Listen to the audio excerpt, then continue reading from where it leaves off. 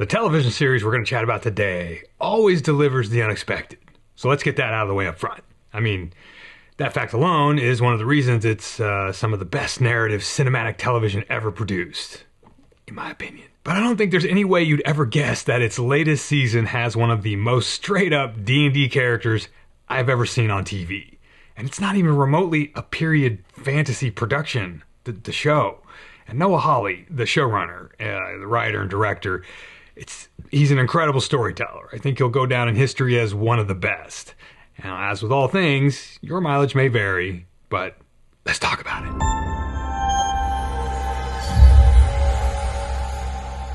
Greetings, good humans, and welcome to Tabletop Alchemy, where sometimes we just find inspiration for our tabletop games in weird places.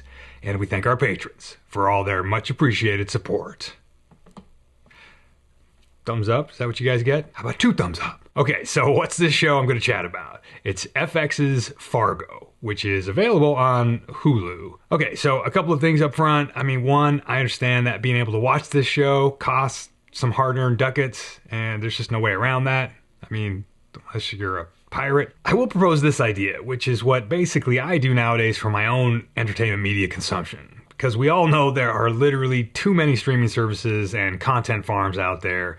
And we also should all know that really only 1% of what these content farms churn out are actually like good shows or movies.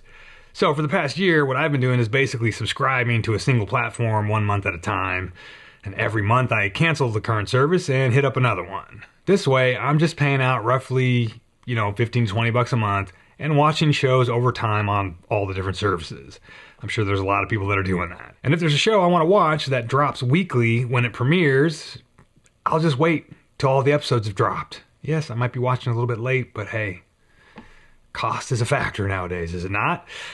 Okay, all that said, I think that Fargo, as an overall series, is absolutely worth 20 bucks to watch all 5 seasons. Now, the seasons in order of awesomeness, in my opinion, are Season 1, Season 2, Season 5, Season 4, and finally Season 3. Now, each season is around 10 episodes, so, like I said, if you subscribe to Hulu for just a month to watch just this show, 20 bucks for around 50 hours of stellar storytelling is an absolute bargain. I mean, that's if you like the show, of course. If you don't, well, you might need to see someone about that. I'm kidding. Of course, not every show is for everyone, so no big deal. If you don't like the show, my guess is that a fairly large portion of my audience probably would like the show or has enjoyed the show already. If nothing else, it's definitely an exercise in unpredictable storytelling. And for me, who's, old and jaded and seen a lot of stuff, the mere fact that something is unpredictable is a breath of fresh air. In storytelling, anyway. Did I mention that each season is entirely standalone? Meaning, you can watch the seasons independently of each other. At the most, there might be like a relative of a character in one season that shows up in another season, but there's no through lines requiring you to watch the seasons in order. There is one tiny exception, but it's small, and basically it's the exception that proves the rule. So there. But again, I'm digressing. Tabletop Alchemy, the home of digression. Now, I could do a whole deep dive on all the things I like about the Fargo series as a whole, the filmmaking chops, the acting, and again, the storytelling, but we don't want to be accused of clickbaiting anyone, so we're going to stick to the topic at hand. Anyway, Season 5. Yes, Season 5 of Fargo. It's got a bunch of characters, just like the other seasons. The cast is a pretty good size, but one of the characters in Season 5 straight up walked out of a D&D game being played somewhere on someone's table. And that character's name is, spoilers. I guess we need to set up the spoiler warning here. If you have not seen Season 5, you should probably stop watching here. But the character I'm going to discuss, I'm not going to go into what that character does or how they function plot-wise in the actual show, because it's really just their backstory that I'm going to focus on. And that whole bit really only takes up about 15 minutes of screen time in the actual season. So, consider this a spoiler warning if you want to go watch the season fresh, which I do recommend. Okay, is everyone who doesn't want to be spoiled out of the room? Hey, don't take all the donuts. Just because, you don't want to be spoiled, leave some donuts for the rest of us. Good Lord. The manners nowadays. Or the lack thereof, I should say. All right, let's talk about Ulla Munch, which is spelled like Munch, M-U-N-C-H, but pronounced Munk, apparently. So again, I'm not going to get into what his character does in the show. I just want to highlight his backstory, which is that he is essentially immortal, and he got that way because way back in the Dark Ages, he was hired by a wealthy landowner and the church to eat the sins of that man when he passed away, thereby granting the wealthy dead guy an e-ticket straight to heaven and damning himself to an immortal life made grim and hard by his subservient action or action for hire. Now, is there anything more D&D than a guy consuming, and I mean literally eating, the physical manifestation of another guy's sins and then being doomed to an immortal life during which he can never sleep again? That is some dope dark fantasy right there. And on top of that, even though Ulla is immortal, meaning he doesn't age and he, I guess, can't die from natural causes, my impression is that in all other ways, he's very human and he can be killed by, I think, anything outside of himself. Like, he's not going to get the flu, he's not going to get cancer, he's not going to grow old, but if you shoot him in the head or pushed him off a cliff, he's not coming back from that. Which, I love the idea that he's immortal, but he's not a superhero.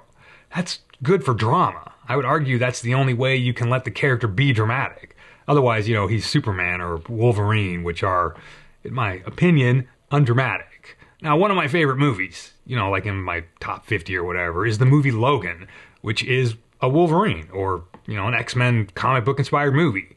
But because Logan, or Wolverine, in that movie is killable, spoiler, it makes the movie an actual story with tension and all, the dramatic stuff you can get out of that. Okay, so that's just another digression, but Ulla in Fargo is an immortal hitman, essentially. He's a mercenary, a hired gun, and he's been a hired gun for 500 years because it's like all he knows how to do.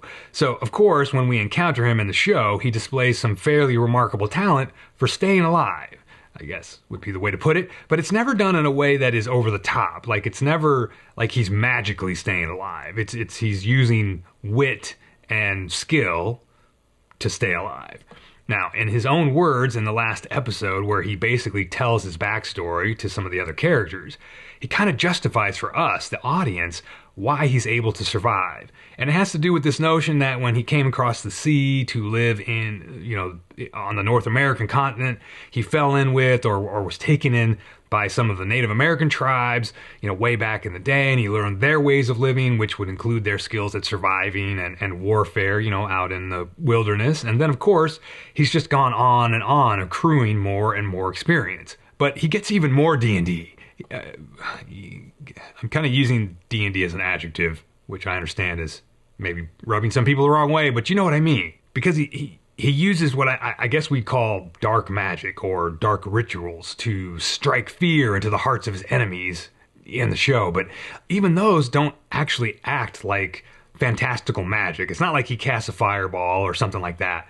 But in a way, he kind of casts a true to reality spell by instilling mental doubt and fear in his enemy through his ritual. There's like a whole sequence where he slaughters a sacrificial animal underground and there's a fire burning and he's putting the animal blood on himself and drawing weird esoteric symbols on the walls and covering himself in filth so that when he walks into this modern house, the modern house of his enemy, his footprints will lead the unsuspecting enemy into a room where he's painted a giant symbol on the wall, and it has the desired effect of freaking the enemy out. All of this adds up to what to me is a fantastic inspiration for a D&D or fantasy tabletop RPG character or NPC or villain or what have you.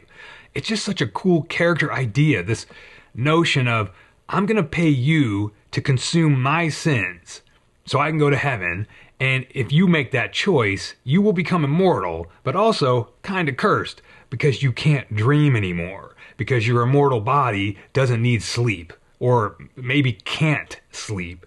Now, there's just so much you could do with this idea as a starting point, right? You could go in all kinds of directions if you were like fleshing this character out for a campaign or something, or maybe a recurring NPC that shows up from time to time in a campaign that your players could come to know or be helped or hindered by. It would be cool to write up a couple of character sheets for a character that has this backstory? What if your players run into a situation where one of them, or all of them, are offered this setup, this deal, or forced into this setup? Like, okay guys, the big bad guy here wants one of you to eat their sins, and if you do, you're all free to go.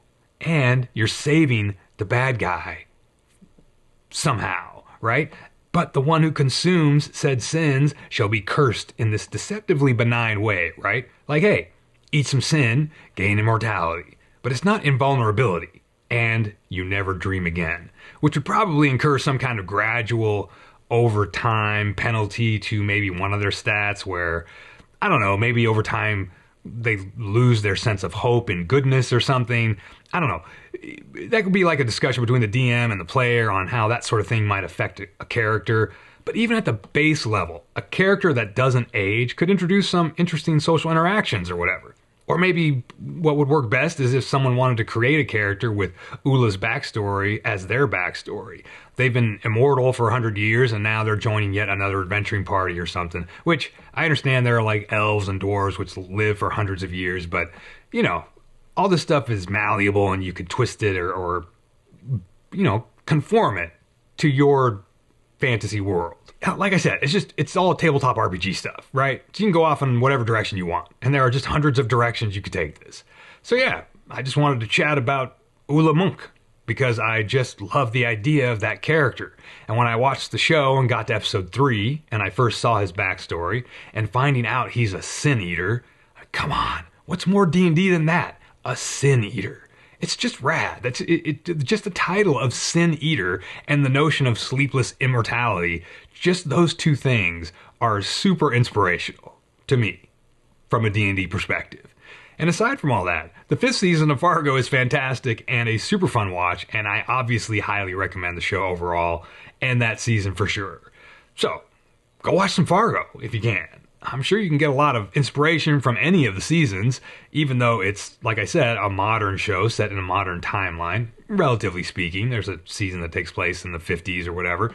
But it's kind of what's pretty cool about the show overall, is that it is just great storytelling, and there are just characters in the seasons that are pretty wonderful in their deviousness and things that they do that are unexpected. So, enjoy it if you watch it, and if you don't, that's okay too.